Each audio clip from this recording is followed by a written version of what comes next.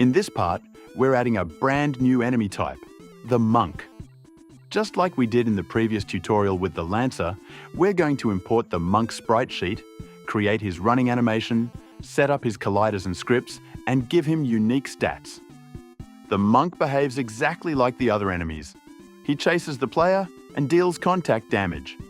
But he's much slower and has a lot more health, making him a tank-type enemy.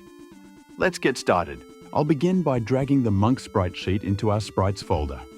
With the sprite selected, I'll set sprite mode, multiple, filter mode, point, no filter, format, RGBA, 32-bit. Then I'll open the sprite editor, slice the sheet, and click apply.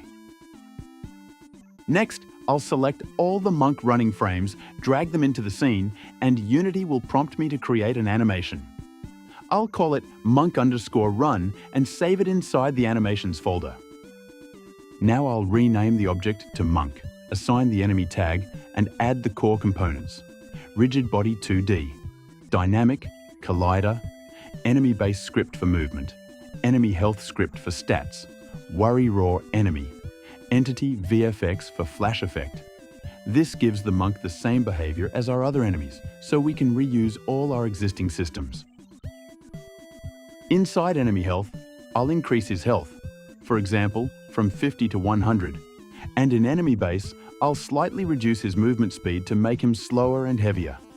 Now, we have a tank-style enemy that takes longer to kill but moves slower than the others.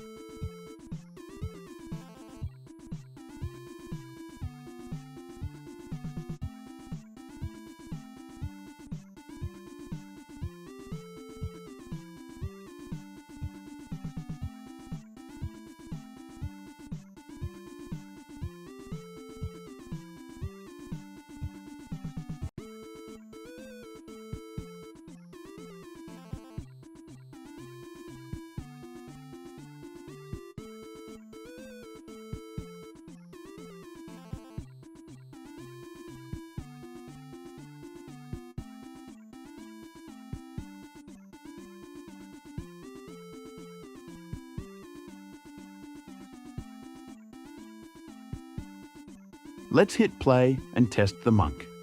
He chases the player, takes more hits before dying, plays his running animation, and drops XP orbs exactly like our other enemies.